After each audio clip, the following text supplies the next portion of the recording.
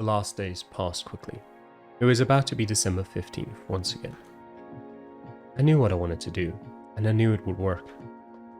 The end was still vague. I had to go back to my world, and I couldn't know how smoothly that would go until the time came. However, I had prepared extra steps before that point. In the tower, more than one person had been a killer. Someone had caused the attack, trapping all of us there. Despite all that, the security cameras weren't reliable enough to prove anything. I couldn't stand the thought of letting those criminals run free after everything was over. For that, I had obtained two things. Wait, let me read through that again. More than one person had been a killer. Someone had caused the attack, trapping all of us there. Despite all that, the security cameras weren't reliable enough to prove anything.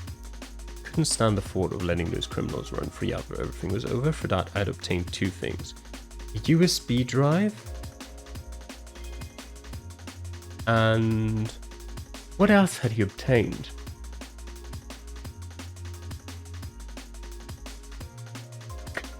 And knowledge. No, obviously not. It's two words, right? I wouldn't assume that that they're necessarily 4 letters long. But I would still assume that it is 2 words, yes. What has he obtained? He could probably...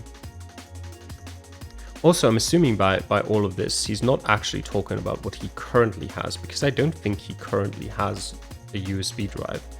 He might be capable of obtaining it in this timeline when he's in the tower. We're thinking about something that could prove the killer's guilt.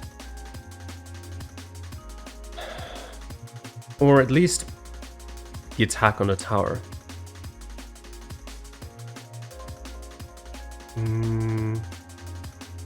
I keep thinking about the recorder, but I don't actually know exactly how the recorder works, if it can save multiple messages, or if it's just like a, you record something, then you can play it back, or you can record over it. Because if you can just record over it, then nothing's on that. That's useful. What else did he obtain?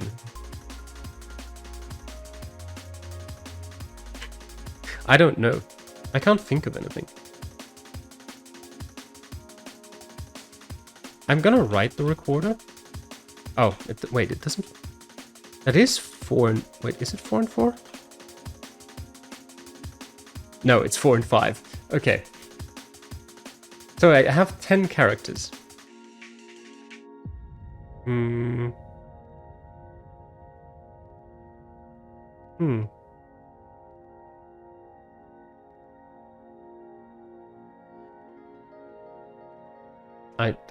I can't think of anything. I'm gonna type in knowledge. It makes no sense. What would he have obtained? He obtained some keys, but they're not gonna prove anything.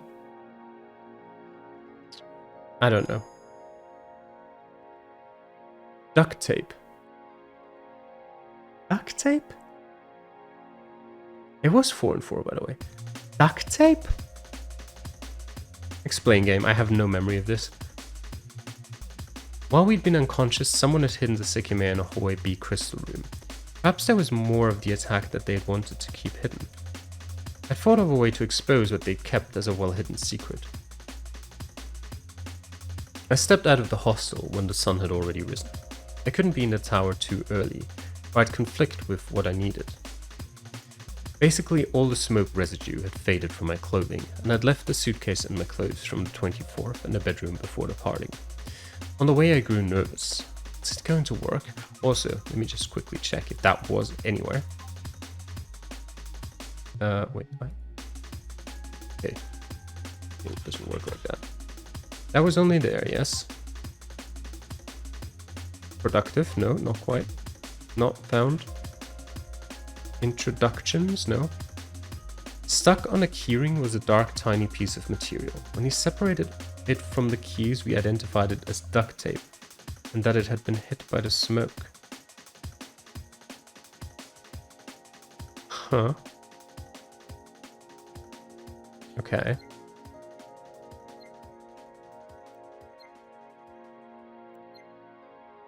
And the duct tape. So I took out my keyring and it had a piece of duct tape attached to it. That piece had smoke residue on it.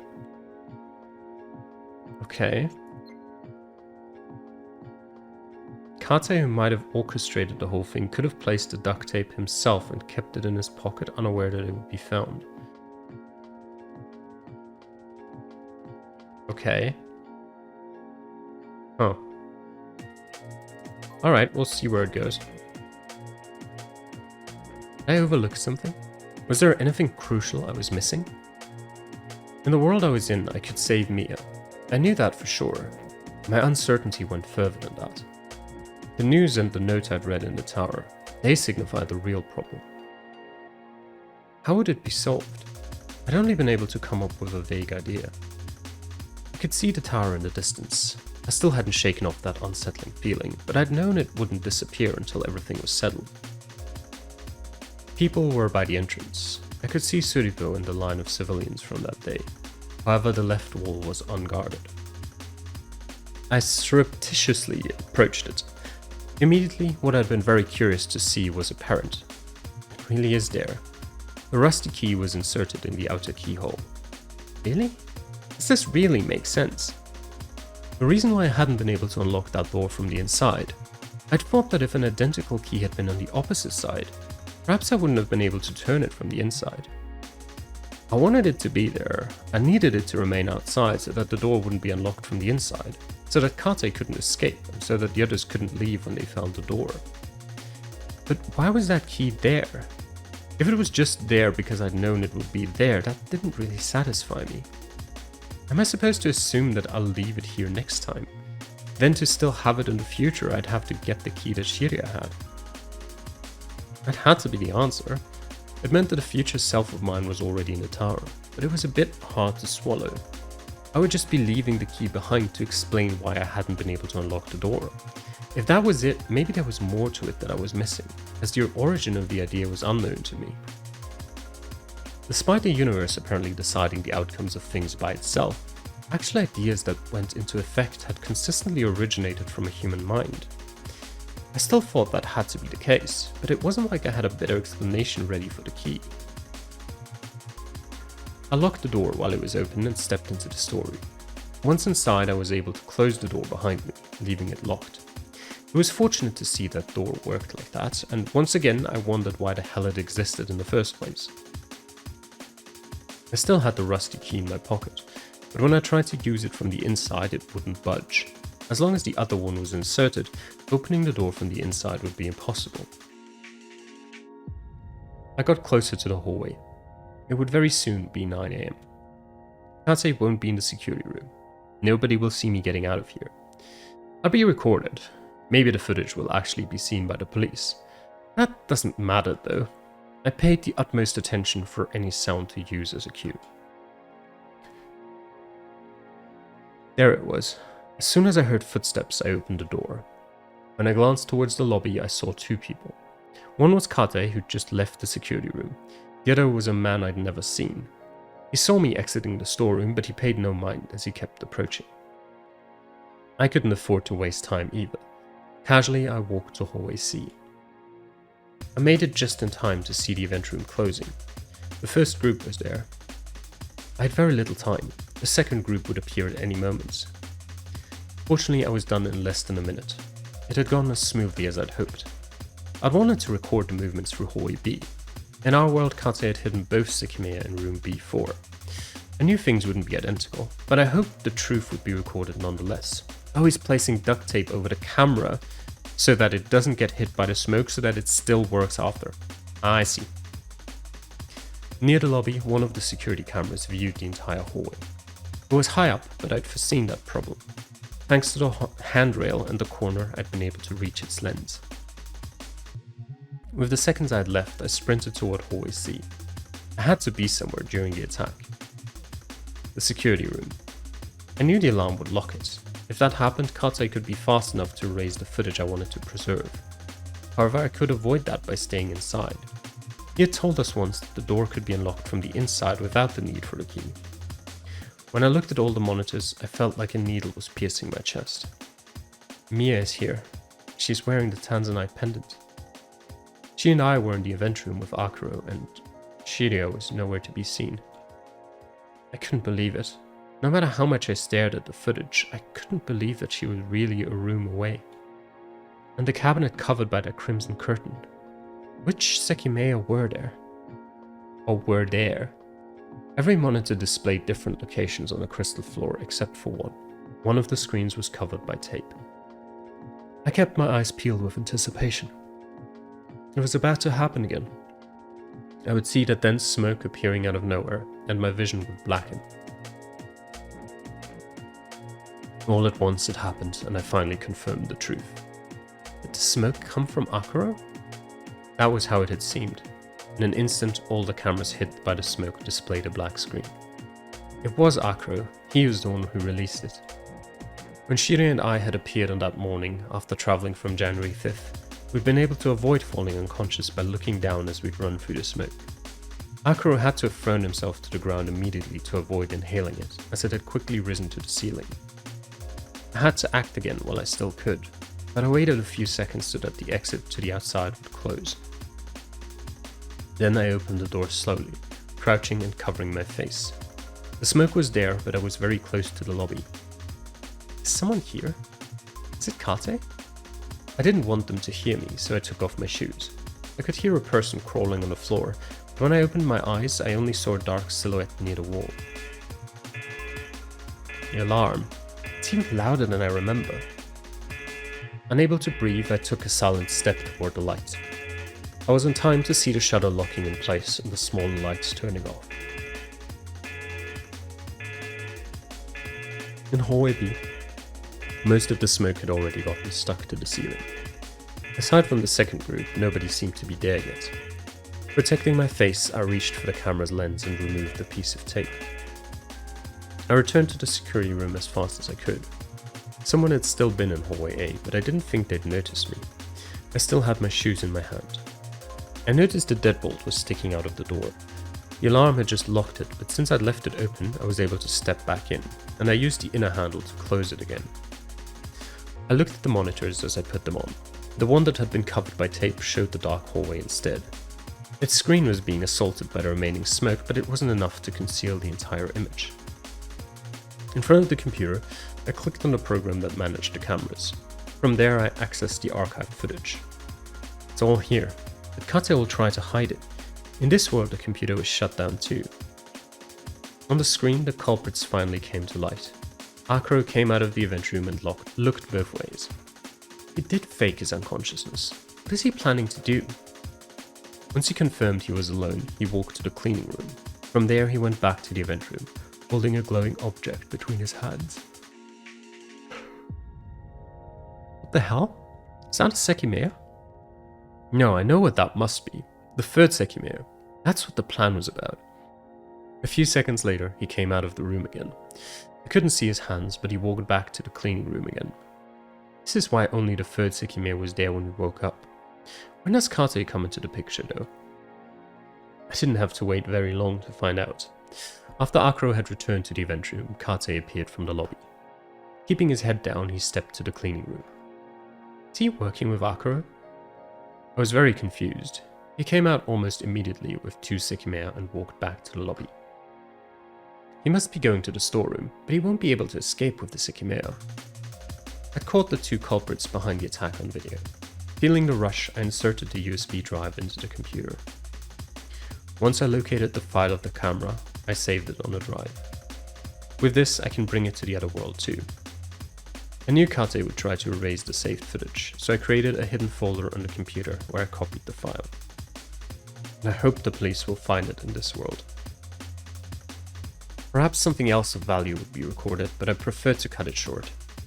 After all, I soon heard someone running outside the security room. Then that person appeared in hallway B. It was Naomi. She ran all the way down, holding Kate's suitcase, and as she disappeared, another door opened. From room B4, Shiria and I appeared. Naomi had drawn us out. Then Shiria stared at the camera intensely, as if she was looking directly at me. Before I could even process it, they ran behind the sound, quickly vanishing from the frame. Huh? What? Did she notice something about the camera? She didn't tell me about it, but I remember having to tuck her shirt so that she'd follow me. And what was Naomi's role? Given how likely it was that Kate had killed her once, she might have intercepted him after resisting the smoke. I saw us going up the stairs in hallway C, so I changed the cameras. They were all assigned random numbers, but I managed to display the second floor through a camera that had been showing a crystal room. With Naomi in the lead, our past selves ran all the way up. Oh, is that Kate? He was tailing us, but he collapsed at the stairs 2 floors above. When he stood up, it seemed like he'd given up on catching us, and with his eyes shut tight, he slowly walked back down. I looked at the 6th floor, where Naomi unlocked the attic. She stepped in, shortly followed by me and Shiria. Is Kate gonna come here? I should leave. I made the monitor display the initial crystal room again and stepped out. I went to the lobby, but a clear problem was about to arise. My past self is going to go to the storeroom very soon, so I can't stay there again. If I'm remembering correctly, in this world, the group didn't go to the security room after waking up. I can't risk staying there though. I kept cleaning the smoke off me. It had touched me again, so I likely looked similar to how I had in the morning. Kate was the first to return. At a slow pace, he scanned the floor. I just remembered when he said he'd used the security room's microphone while we were unconscious. That really was a blatant lie, which Akro must have immediately realized if they weren't working together. Also, Kate will probably be confused when he finds out the security room's unlocked. I stayed behind the reception desk. Once Kate was next to Erina's group, someone else had come down. My past self, who went straight to the storeroom. I was unable to find a rusty key in hallway A, so I stayed inside. What was going to happen? I'd hidden in the storeroom for hours, but I knew the way things played out would be vastly different from my world's set of events. Eventually everyone would disappear, and after that my past self would bring both Sekimeiya to the attic to experiment with them. I had to hold on until that point, when the Sekimeiya would be within reach again. I didn't want to be found, but I knew it could happen. The Atsuki from that world wasn't a past self of mine. Him seeing me wouldn't be a contradiction. The seconds began to tick by. I had no place where I could safely stay, so I had to keep moving. My whole objective being to smoothly return to one particular point. I couldn't travel forward in time to speed up the process. I hadn't been in the tower in the proportional past. However, I doubted I would have been willing to do that anyway. To skip that last time I had where Mia existed. When I heard her voice, I couldn't stop myself from getting closer to the door. Okay, don't worry, no, our fault. She was there. It was proof that my effort wasn't worthless, but I couldn't even see her. Aware that they could come to the lobby at any point, I walked away.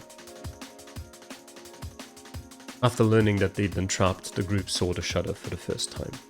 Then, once they stepped into hallway A, they directed themselves to the dark crystal room A5. It wasn't what we'd done. They weren't surprised to see its stained walls.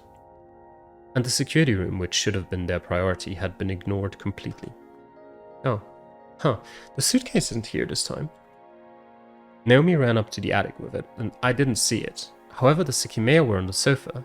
It has to be that the suitcase was brought to our world as well, which is why we saw it too. There's a reason why I believe Naomi might have hidden upstairs, if as I suspect she's part of this. Above us there are 5 desolate floors full of offices. However, there's a 7th floor that we call the attic, or the Ashia floor. Unable to use the elevator, they all walked up the stairs. I could follow them. It was good to know what their movements would be, and the events that were bound to unfold. In the future, I could put that information to use. I'd already noticed that Kate's behavior and the things he was saying were different. The group was going up to find Naomi, who had locked herself in the attic. However, Shiri and I had unlocked it. Naomi was no longer in the building. On the 2nd floor, the group looked through the partitions. As expected, nothing was found, and they moved on to the 3rd floor. The same occurred upstairs. I followed them when they were going to the 4th, but all of a sudden someone walked back down while I was following them. I couldn't run all the way down, so I was only able to enter the 1st partition. That's me and Mia. From behind the desk, I saw them walking beyond the glass, which greatly muddled their voices. Before I could breathe, Aaron and Isla came down as well. They appeared to be following the other two. Is that it? No one else seemed to be coming. Why had they gone down alone? As I wondered that, a fifth person came from the upper floor. Akuro. He walked before me, looking deep in thought. While I was still phased, the sixth person appeared. Sai trailed behind Akuro as he disappeared beyond the glass. What the hell are they doing? I remember this. When I was in the storeroom, everyone came back on their own. I heard different footsteps walking beyond the wall. I kept waiting. After all, someone was missing. Where's Kate? Why is he the only person who hasn't come down? I couldn't hear anything. Is he still above me? Assuming that he wasn't coming, I slowly emerged from the partition. Why the hell had they left Kate alone? Trying not to reveal my presence, I approached the staircase and went up to the fourth floor. There he was. I saw him walking toward the partitions, looking a little disoriented. Instead of inspecting them, he kept going up to the fifth floor. Was he going to the attic? If so, why had everyone else gone down? From the second floor, I looked down as I kept myself hidden. I could see that someone was in the security room, based on the light coming out of it. Then, the event room opened, and I could see a single person's lower legs. Those were Sai's shoes. It seemed everyone was separated, so I couldn't keep going down. Let me guess, the Sekimeiya is about to have disappeared from the cabinets. I entered the partitions again and stepped into the second so that I wouldn't be seen through the glass. What? As soon as I did so, I caught a glimpse of Kate. He was walking toward the crystal floor. What the hell? Did he not see me? He walked past without looking at me. However, his timing had left me confused. It was like he'd been waiting for me to step aside. I couldn't see his hands since they were held to his side, away from me, and he was likely just in the attic. It hasn't been very long though. I didn't care about it anymore. When they had switched worlds, everyone had been alive. That was what mattered. At that time, everyone had been alive. However, what about later? The first time we changed worlds was still in my memories. When Erina touched the Sekimeiya in the event room, was the world reappeared in this one? Did everyone come back, or was it an entirely different world? It's gotta be this one, right? Mia was alive, and we were told Shiria should have been the one who died. For them, she hadn't been in the tower yet. When I remembered it, something else I'd heard made me bite my lip. You too, Erina. I thought you died. Was that the fate lying in wait in the world I was in? Was it not going to be one free of suffering? People came from below. It sounded like it was the group of four. My other self, Mia, Erina, and Isla. Ignoring the partitions, they walked up. I could hear their steps above me, but they rapidly faded. Their destination must have been the attic. Then, just as I remembered it, a single person came from the crystal floor and proceeded to walk up, their steps hardly audible. That was repeated 2 more times until the number of people who'd left the crystal floor was 7. Everyone had been completely unconcerned with the partitions and gone straight up. They were all above me again, then. I waited in case someone else was yet to appear.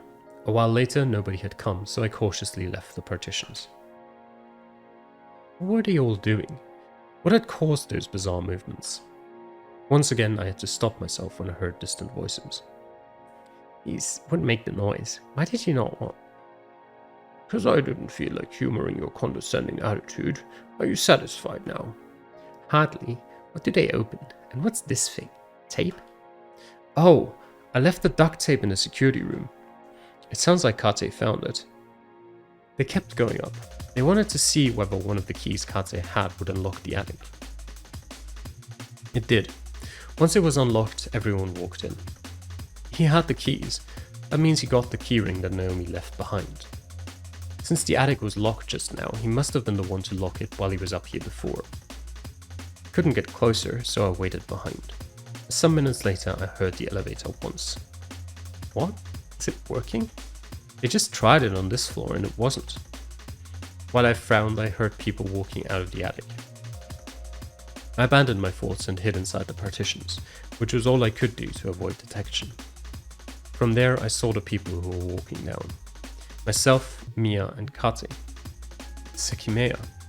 Kate was behind them holding a white Sekimeiya in his hands. Although the two at the front weren't seeing it, pain was written clearly across his face. He's purposely avoiding touching it with his skin. He must be in pain because the Sekimeiya's gathered energy since it was taken out of the cabinet. I bet he can barely hold it. They disappeared from my sight. It seemed that the maximum number of occupants, 4 people, had taken the elevator down. Why did he only have one Sekimeiya? What about the other one? Once there was some distance between us, I went down the floors myself. They're all in the security room. That means the computer's already shut down. Kate must have been responsible. I don't know why they didn't all go to the security room immediately, but this is the same thing he did in the other world. A while later, the group went to the lobby. I was able to hear that they'd moved to hallway B, but any distinct sounds quickly faded. Did they enter a room? The muddled sound was coming from the event room. They'd most likely left the Sekimeiya in the cabinet. It was soon after when they experienced something unnatural for the first time that day. Kate's shout was cut short. Then voices of incredulity came from hallway A. The fuck? What did you just do? This man just teleport? A sudden line I didn't expect came. I just traveled to the past. The reality of this situation was told to them. Naturally, though, it wasn't something anyone could easily accept. Why did Kate say that? He just touched the Sekimeiya and appeared in hallway A. Why did he immediately say that he traveled to the past? I didn't understand. In my world, he had been completely opposed to the idea of time travel existing for a very long time. Despite what had happened, Kate made them shut the Sekimeiya away before walking to the security room. The others remained inside the event room. Wanting to know what they were saying, I approached it slowly. Only working with Naomi, not being true. Unlock it. The door wasn't fully shut, but it was difficult to hear what they were saying. I still managed to understand that they had the key to unlock the cabinet. Did we touch it? That's me. I realized I'd made a sound. In an attempt to hear better, I revealed my presence. When they opened the door, I was already in hallway C. I'd been able to react fast enough. They started coming out to find who'd been there. A little nervous, I retreated to the second floor. They're looking into every room. I bet they think Naomi made the sound. I started to get a bit worried, but the sound stopped. They weren't continuing to the other floors. When I looked down, I saw they were back in the event room. I stepped forward slowly, making sure not to reveal myself again. They had just learned about time travel, so I really wanted to hear what was happening. What was my other self thinking? What is he thinking now that he's witnessed time travel for the first time? The events of November 30th, did they occur as I imagined? If so, I don't have to wonder. It seemed Kate was still in the security room, so I got closer to hallway B. What? All of a sudden the cleaning room opened. I stepped aside immediately, but I was able to see who'd been there. Sai. His footsteps grew fainter as he walked to the event room. However, when I glanced at the hallway, he wasn't there. He was gone. His disappearance stunned me long enough that I didn't react to a door opening. By the time I realized what had happened, I was staring into Mia's eyes. She looked at me from the event room with a curious frown. Should I get closer? I could hardly believe that I was seeing her alive and well. Strangely, her look didn't seem to share the same puzzlement. I took a step forward, unable to take my eyes off her. So, it worked. You went to the past? What? Did the other Atsuki just touch the Sekimeiya? Yes, I suppose so. I see, that's why Sai disappeared as well. I can't believe it though. Is Sai not here? Oh, you're right. I don't think he's been here for a bit. He, Kate, and the other Atsuki were missing. The group seemed equally perplexed about Sai's and my own disappearance. They think I'm the Atsuki who just disappeared. If he traveled to the past, I should leave before he's back. How is this possible? I don't get it, but if you went to the past, why didn't you appear in this room? That's what happened to Kate. Given what I saw, Kate traveled just a few seconds through time. He must have touched the Sekimeiya as soon as it was removed from the cabinet. I don't think I traveled a few seconds through time, but actually minutes. About 20, I'd say. I recalled the time they'd unlocked the cabinet again. If the other Atsuki had just touched it, his experience must have resembled what I was describing. Oh, what? That long ago we were still in the attic, right? As I nodded, the air around me felt somehow dense. The situation was so surreal that I could hardly believe I was really there. I saw the Sekimeiya near the hallway B door, sitting on top of its cushion. It was clearly grey. Let me see. I placed my hand on it. It's not doing anything, and it's cold. It must do nothing when it's this color. It's just a thought, but maybe I traveled further because it spent more time out of the cabinet. When Kate touched it, it had barely been out for any time at all. While everyone observed me, I put the Sekimeiya in the cabinet. In mere seconds, its white color returned. This again. I still can't believe what just happened to me, but I think we should follow Kate's words and leave this in the cabinet until we can leave.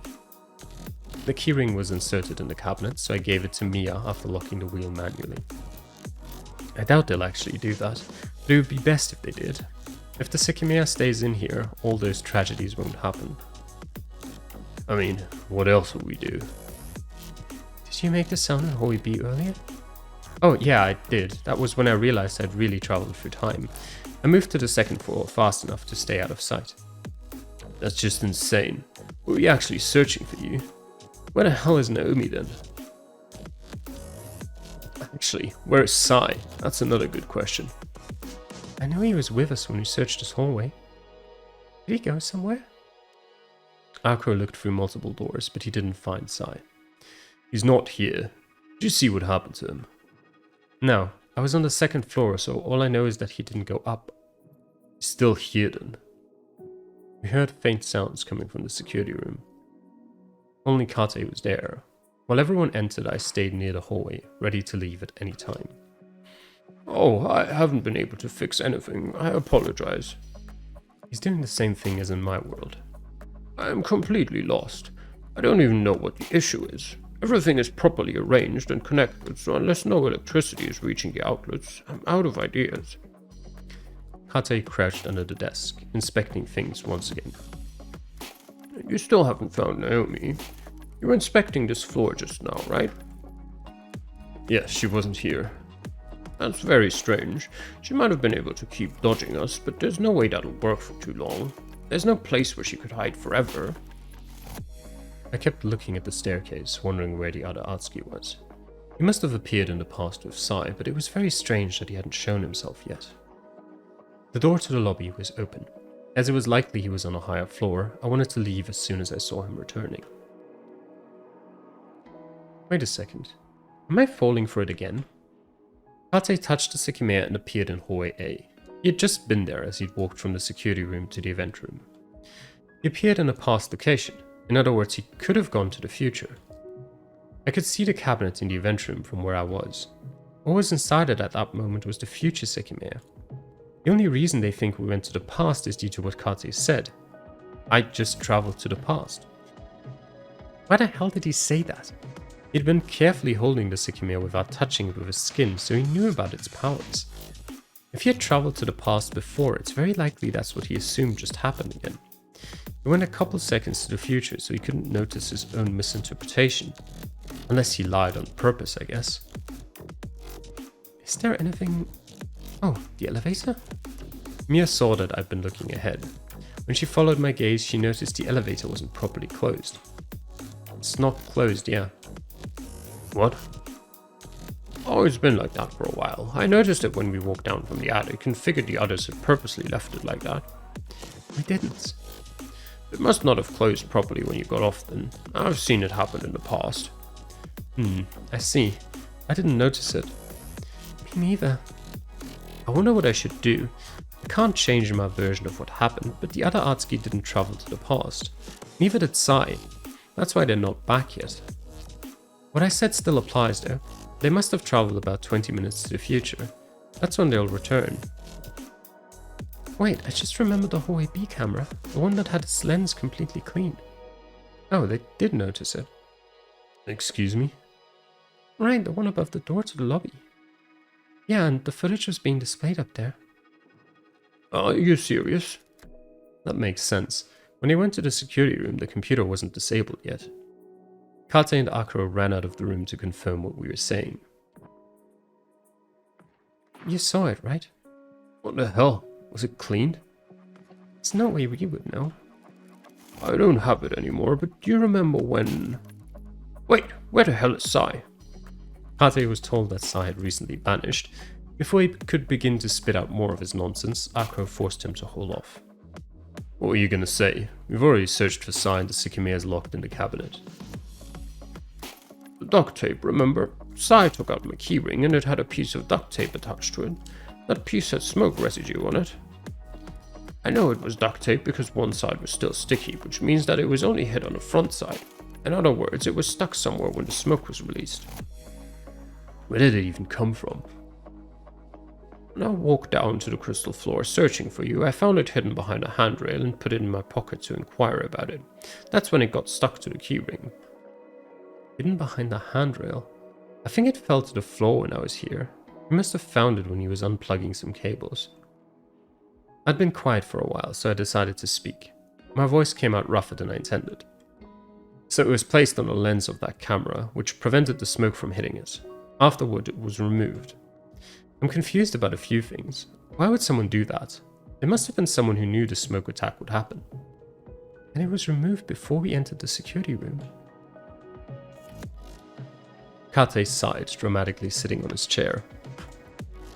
What the hell is Naomi doing? We can't even use the computer to figure anything out. You all think Sai ran away on his own. Now we need to find both of them. We lost track of him when we were searching this hallway, which would have been a good opportunity to sneak away. I have no idea why you'd do that though. Kate, clearly agitated, pressed the computer's power button again while looking at all the blank monitors. Maybe now you can believe that he was the one up to something. I'm just trying to do my job. None of us responded. For some reason everyone looked tired. It seemed no one had the will to go find Sai. I remained quiet along with them, but that was because I was counting the seconds. I figured it had been close to 20 minutes since the other Atsuki and Sai had disappeared. The empty screens were the only place anyone was looking. That was all I needed to silently escape, retreating until I was safely in the lobby. Nobody noticed that I'd left. Soon after my departure, Sai and the other Atsuki returned. I wondered what would happen next. Did they realize what had occurred? Two Sekimeiya had been hidden somewhere, and just like in my world, their very existence was concealed.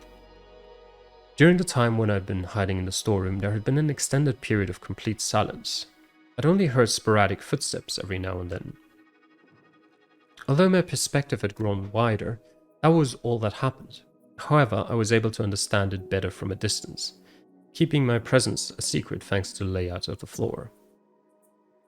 The people in the security room split up. Atsuki, Miya, Sai and Kate went up the stairs. For a very long time, Atsuki and Miya didn't come back. Meanwhile, although calmness seemed to permeate the crystal floor, that was far from the truth. Sai and Kate had returned. Everyone who I knew was on the crystal floor wanted the Sekimeiya. Not just the one in the cabinets, but the two hidden ones as well. I saw it with my own eyes. When Kate thought no one was watching, he took the future Sekimeiya.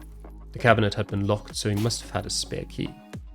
Then he brought it to room B4. Strangely, like in the previous world, he hadn't hidden it in the storeroom's secret partition. At that point, I realized that I'd been mistaken. I hadn't been the only one to notice Kate. After he left, it was Akru who entered that room, hiding the Sekimeiya behind his back as he stepped out. They both wanted to obtain all the Sekimeiya, and it became evident that Akru and Kate weren't working together. Along with Sai, they continued silently working toward their objective. At one point, Eren and Isla remained in one of Hallway A's crystal rooms, while the other Atsuki and Miya were likely in the attic. It was hard to decipher everyone's goal, but all I wanted was to let the minutes keep passing without interruptions. It had been a while since Kate had entered one of the crystal rooms. I knew one of the Sekimeiya was there. Had he activated it? I looked through the door and saw an open cabinet. Inside there was a grey Sekimeiya. I figured that he would have travelled more than an hour through time, and the fact that I hadn't seen him yet seemed to imply he'd gone to the future. It appeared Kate was out of the picture, but Sai and Akru were still around. When I saw them, they were looking for Kate, but they located the future Sekimeiya instead. Since they were together, neither one revealed their true colours, and they brought it to its cabinet. However, as expected, it was Akru who later took it out again. I was witnessing a bizarre play. No matter how many details I was missing, the movements felt ridiculous. I considered that perhaps the reason they were consistently relocating the Sekimeiya so early was in the off case the shutter opened before the deadline. The same thing repeated. The Sekimeiya was found in one of the drawers in the lobby. That time when they brought it to the cabinet, I heard what they were saying. They were blaming the people who disappeared, although they themselves were responsible. Kate, the other Atsuki, and Mia were the hidden culprits according to their narrative. It appeared they had locked themselves up in the attic. Of course, the Sekimeiya didn't remain in the cabinet for long. However, as I saw it being brought to the lobby, a sound in hallway A caught my ear. The other Atsuki and Mia were back. I saw them in the security room. I didn't understand what they'd been doing. Why would they have locked themselves in the attic? And why had they returned? Suddenly, a sound drew them to the lobby. I'd already been in the tower for hours. I didn't think a lot of time was left until they would all vanish from the bottom floor. I tried to keep a distance from everyone, but seeing Mia again made me slowly approach the entrance area. I stood next to the far door. Were they on the other side of it? I couldn't hear anyone. Instead, the faint voices I heard came from the event room. I was instantly alarmed. If they looked at the hallway, I would be seen. I couldn't go to the lobby, and walking back could lead to me being noticed. Wait, Eren and Isla aren't there anymore. The door of room A1 was slightly open. It made me gasp at first, but I quickly saw that the room was empty. Are they the ones in the event room then? I didn't have time to think, so I stepped in. I stayed tense by the door, unaware of whether I could leave. Someone was in the event room, and it could have been anyone. However, I couldn't hear anything from the lobby. Maybe they were no longer there. I got closer to the wall and tried to listen through it. Nothing. I didn't want to leave without being sure, but my fear was that Eren and Isla would return. I could hear sporadic sounds, likely coming from the event room. They kept me trapped behind that door for minutes until I noticed someone walking on the other side. Their faint steps went off to the lobby, which let me release the breath I'd been holding. When I put my ear against the wall, the area still sounded vacant. That time, though, I knew for sure that someone was there. I focused intently. Suddenly, I heard an unexpected voice. There? What? Who's that? It's our... I was shocked. That voice didn't belong to anyone who should have been in the tower. I turned my head abruptly. Had someone just come out of the security room? I was fairly sure I'd sensed that, but I kept paying attention to the lobby. The next time I heard it, the intensity of the voice was higher. Hey, there. That was enough to let me confirm who it was. Suripo. That's him. It was absurd for him to be inside, but I couldn't worry about it. I had to concentrate on what was happening behind the wall. Someone ran. That was all I could make out. Then a noise like someone collapsing. So Suripo was the dead policeman that they found. What? Is he gone? The next thing I heard didn't come from the direction of the lobby. It came from the wall behind me. Is someone there? Behind it should have been one of Hallway B's crystal rooms, B1. But again, that was the last sound I heard before silence enveloped the building once more. I hadn't been mistaken. I'd heard Suripo's voice coming from the lobby. Could the shutter have unlocked? There was no way. I knew the tower would be sealed off for quite a while longer. How? How the hell was that Suripo? How did he get in? Did he enter through the storeroom? No, what am I saying? My past self is currently there. I wanted to see it with my own eyes, but I couldn't afford to leave. I didn't know where anyone was. Hallway A sounded empty as well, but I remained in that room. A short time later, faraway sounds made it clear I wasn't alone. I continued to bide my time in the hope that everyone else would congregate and I'll be able to slip away. What? After a few minutes had passed, a sudden gasp caused my eyes to shoot wide open. Mia was behind the door, and I could hear myself as well. Oh. Did I just appear out of nowhere? What? No, that's what happened to me. Wait. Were you just in the mechanical room? Yes, I touched the Sekimeiya a second ago. I showed up here as soon as you did that. Are we in the past? It teleported you as well? How come that didn't happen the other times? And both of us appeared here. Hey, what the fuck? Where have you two been? That's yeah, that's definitely Sai. I'm pretty sure he's in the event room. Has anything happened? What? You've been gone for over 2 hours. Answer the question. But this is the first time they've seen Mia and the other Atsuki since they went upstairs. They were in the security room earlier though. They hadn't been seen yet because they must have traveled to the future. Future Sekimeiya was brought to the lobby and they activated it. They just appeared in front of the security room where they were in the past. They were in the event room, but I couldn't pick up anything. That was until Sai yelled. Hey, what the fuck have you been doing? They were found too? Akira's voice came from the hallway. You're sleeping alone. You been? I've been here. Oh, Kate's here again. Here this whole time. I didn't go anywhere. His words suddenly connected the dots. I understood what had happened. Right, Kate went to the future a while ago. The range must have been large, so I bet it barely reached outside the tower.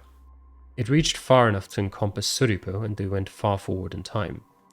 The locations match. Before the attack, Suripo was in the lobby, near the front door. At the time, Kate was still in the security room. That's where they appeared just now. Those locations are from a time before the smoke was released. Kate's clothes should have no smoke in them. They were pretty clean anyway though, so I doubt anyone would notice that. Kate and Akira had entered the event room, so I'd given up on understanding what they were saying. Where the hell is Suripo now though? Where was he when I was in the attic experimenting with the Sekimeiya? Did he change worlds as well? What? You hear that? Huh? My own voice shouted those words. I frowned as I hadn't heard anything. Everyone came out of the event room and approached the lobby. Who is this? Oh, Suripo's still there. It was the next person to talk who left me in a daze. Isla, stay over there. What? Isn't he... Wait, I recognize him too. Wasn't he there? Yes, that's where I saw him while we were waiting. Fuck. That terror in my voice, it was easily recognizable. Don't tell me. They all stepped in. Here at the tower recently. I don't know his name, but he was investigating. Attack. This is a knife wound. No way. A knife wound? I couldn't believe what I was hearing. Suripo had been killed. I'd never looked at the lobby. You've been missing for the last 3 hours, just as you reappear. No coincidence. What the hell are you talking about? How would I have left? I cannot believe what I'm hearing. I've been here the entire time. Yes, look at this. This is why I thought it must have been a knife. It was his own. His knife is gone. Saw that he had a knife right here. Wait, the knife was Suripo's? Ah, if that's the case, the knife Sai chased us with. Where the hell did he get it from? They found a walkie-talkie on him, but it seemed it had been damaged and its battery was missing. This happened just now. When I heard him talking, he must have been having a conversation with the policeman outside. Who the hell would have killed Suripo immediately after seeing him? I distinctly remembered that someone had entered the lobby seconds before I'd heard his voice. And breaking the walkie-talkie, was that done so that the group couldn't communicate with the outside? Or was it done so that Suripo couldn't keep talking to them? Listening to the conversation, I grew a bit more confused. According to the other me, Suripo hadn't been dead 6 minutes previously, so nobody could have killed him. But that's wrong. He was dead 6 minutes ago. Why is he saying that? 6 minutes ago, I bet that version of me was already traveling to the future. There's no way he saw the lobby. Mia's agreeing with him, though. As I kept listening, I understood that their misinterpretation was the same. They thought they'd gone to the past. If that was the case, none of them could have killed Suripo. This doesn't make sense, though. Sai just said it's 1323. That's what led Atsuki to say that 6 minutes ago Suripo hadn't died. In other words, that at 1317 they'd seen the lobby was empty. For that to make sense, the other Atsuki must have known the time before traveling to the future. But if he knew the time before traveling, hearing the time Sai gave should have revealed that they went to the future. Oh, that's not actually right. At 1317 the lobby was empty. It was before they traveled to the future, and somehow they knew what the time was. They just said that they touched the Sekimeiya in the mechanical room. More than 20 minutes have passed since I saw them in the security room, which was right after the future Sekimeiya was taken out of the cabinet. Since they reappeared in hallway A, they must have gone 10 minutes to the future once the Sekimeiya had gathered power for 10 minutes, something like that. Atsuki and Mia appeared at around 1337. The key to this is Sai's wristwatch. Earlier, Sai traveled to the future with Atsuki, which I deduced was almost 20 minutes to the future. So ever since they appeared, Sai's watch has been more than half an hour behind. I'm sure that contributed to them thinking they'd gone to the past the first time. Sai just said it's 1323, but his watch is still behind. The computer isn't on, so he's not going to recognize that. That's what making Atsuki and Mia think they've gone to the past again. They think they appeared back at 1323 and that Suripo has just been killed. Sai went to the mechanical room where he was told the future Sekimeiya was. However, he came back claiming he hadn't found it. I was right, they're lying. I see. They said that the point they traveled to the past just happened. That means the future Sekimeiya should have still been there. In reality though, it wouldn't surprise me if Suripo's killer took it several minutes ago. When the killer entered the lobby, the door to the mechanical room might have been left open. That Atsuki and Mia had traveled to the future. They went down and found the Sekimeiya. Then after they came back up, Suripo was there. Atsuki walked down the stairs to look for himself. Soon he returned, admitting that the Sekimeiya was no longer there. Added to the fact that Naomi hasn't been found, you can't possibly think we did this, right? You didn't? There's no way. I think Naomi is the first. Only has she managed to remain hidden, but she also might have the same keys that we have. There are no cameras here, but we don't know if they're recording in the first place. Inspect the whole building because you thought we were in the attic.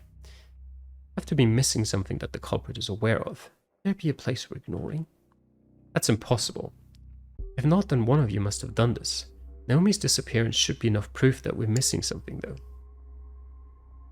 We have to find her or whoever else is here. It's almost guaranteed. Since this morning, we didn't find him. More likely than some hidden passage. If it's neither of those, there's still an answer with the Sekimeiya. This policeman could have come from the future if he touched the Sekimeiya after 9 PM, and Naomi could have left the tower by going far to the past. Found the Sekimeiya. Where is it now? Where it is now. We'll look everywhere. Not only could people still be hiding, but the Sekimeiya has to be somewhere too. I can't imagine the real culprit doesn't know where. Go ahead and find Naomi for us. The hallway A door opened and they walked down to the far end. I got closer while being careful not to make any noise. Possible someone's on this floor. Don't move. Wait, are they really gonna search this whole floor? Oh, what am I even saying? Of course. My past self is about to leave the storeroom. I came out in the middle of a search. As soon as I comprehended my situation, I began to hear doors opening. The fuck, they're going to find me. Will they find him? We'll figure it out in the next episode. For now, thanks for watching. Hope you enjoyed, and I'll see you guys again next time. Till then, bye.